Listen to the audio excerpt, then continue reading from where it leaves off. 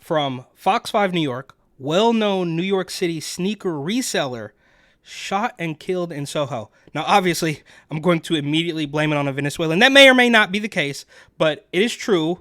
I mean, it's no secret that New York is an absolute demise. It's chaos. Quite literally, Gotham City. Same thing is happening in San Francisco. And this, I mean, I have no choice but to watch and understand, because as somebody who understands New York City, better than Kickback Kathy or Mayor Eric Adams, they know what's happening, but they pretend to be out of touch. I don't know what the hell's going on with them. But there's also this sneaker aspect to it, right? There's a huge culture of, the sneakerheads and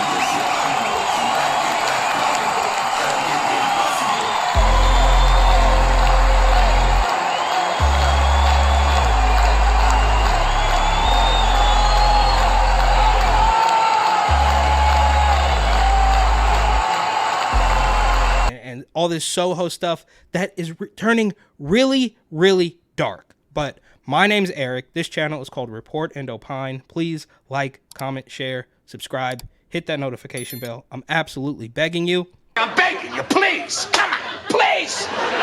It would help me a lot, and it would cost you nothing. But if you wanted to help me even more and spend some money, you would buy my book, New York City 2020, Gotham Unglued, on Amazon.com. That link will be in the description.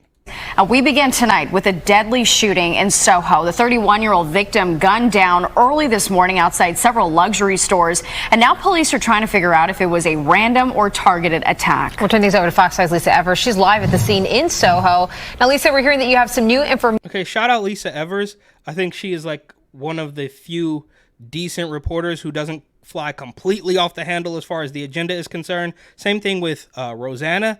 So they're not all bad, and I will say they are head and shoulders above the Bay Area news reporters, but that's a different story. Information about this victim. Yes, we do, Natasha and Bianca. We've had the name of the victim since early this morning. However, we did not release it. According to the law, we wait for the family to be notified and to be notified that that's happened from the NYPD, which is just... And I don't know if you could tell, but there's still garbage everywhere in New York. So in this particular scene, like Soho, fancy shopping area, it's a little bit better, but there's just bags of trash on the ground. And of course, we got to hire a rat czar. So I remember when I first moved to New York and there's rats everywhere. I was seeing it on the local news station. Like, oh, rats are invading elementary schools. And I'm like, well, yeah, because there's giant bags of trash everywhere. And some of them, they're so huge, they're vibrating because rats are living in them. There's certain parts of Brooklyn, you can't walk side by side with a friend because the bags of garbage have taken over so much of the street, and they're literally moving because rats are inside of them. And here, why don't you guys have dumpsters? I guess it's a space issue. Once again, that's a different story. Confirm the name. The victim of this terrible shooting here in Soho at around 5:15 this morning here on Green Street has been identified as 31-year-old Javier Osorio Mejia. He is from Bayonne, New Jersey. He is the father of a 2-year-old baby. And also, as we are learning hour by hour, he is a very, very well-known figure in the sneaker world, connected to athletes, connected to hip-hop artists, connected to other celebrities, A-list celebrities. And so they have been coming out. Some of the people have been coming out here mourning their loss. Now, what detectives have told us and what sources have been telling us all day is that the shooter fired at him, and then they made their getaway in a black SUV, but they left his cash, which was all over the sidewalk, as well as a brand new Range Rover behind. Green Street in Soho, usually known for swank shops and luxury lofts, turned into a deadly crime scene crisscrossed with police tape. Hang on. Okay, I'm just processing this right now. They left his cash? This is actually stranger than I thought, right? I mean, maybe he was into something else? Early Tuesday morning, sources with direct knowledge of the investigation tell Fox 5 that the victim was shot 3 times in his right leg, at least one of those bullets piercing his thigh. He was rushed to Bellevue, but did not survive. When all the shops and everyone clears out sort of after like 7 p.m., I don't know what happens down here. I'm sorry, I'm just like looking over there at the blood. That's terrible. NYPD detectives and crime scene investigators spent many hours going over the scene in search of clues. My sources tell... And yeah, they're probably not going to find anything, right? This can't be a priority. I mean, they're more worried about making sure that Donald Trump pays his fair share or whatever. Rikers Island is going to be ready for him.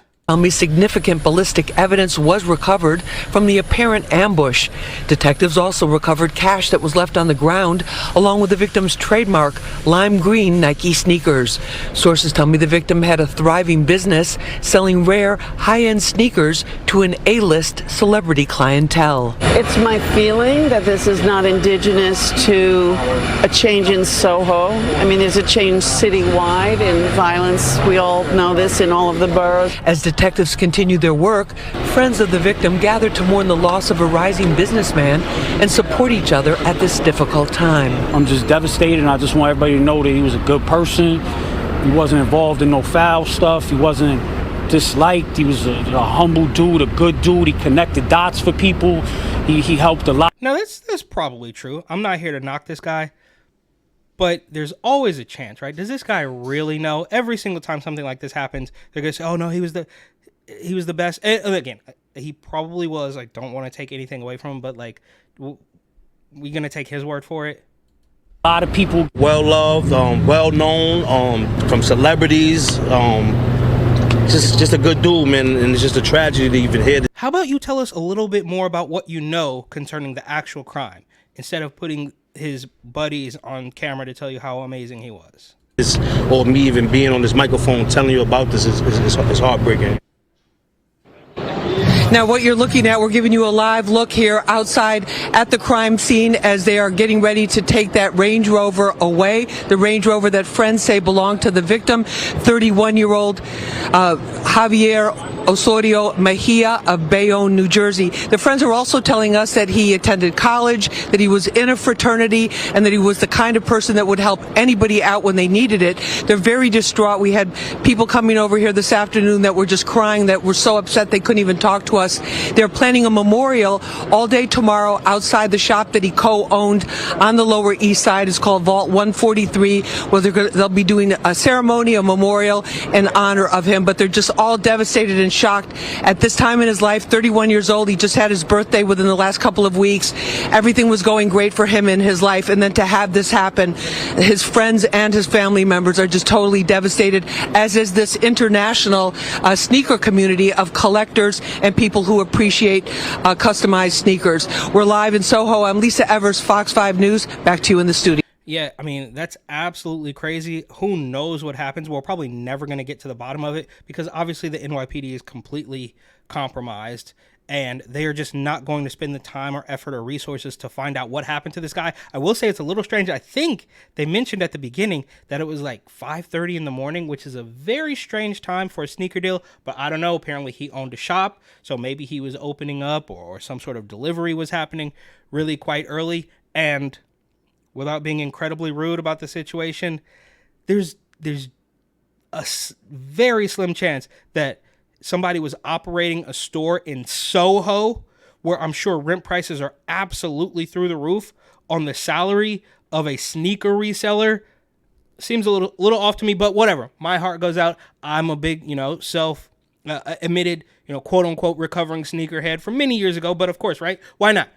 Black people are born with a basketball and a pair of Jordans. So this is a strange story, but it's not gonna really move the needle, as nothing will, right? It takes for, ISIS migrants to show up at the border for them to maybe start deciding that we're gonna try to maybe slow this down a little bit.